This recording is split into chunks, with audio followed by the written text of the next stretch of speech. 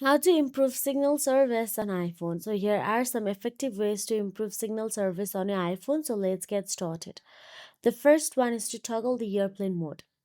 All you have to do is drag down the control center from the top right corner of your screen for the newer iPhones and for the older version from the bottom.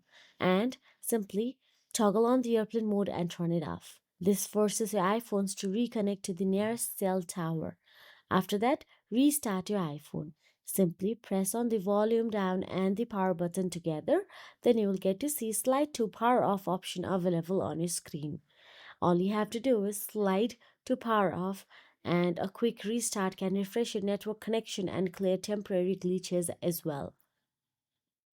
Once after that, open the settings app on your mobile device, and once inside the settings, all you have to do is simply scroll down and tap on the general option available in there.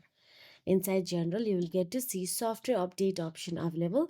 Tap on the software update and update your iPhone to the latest version. Update often fix network and shine issues.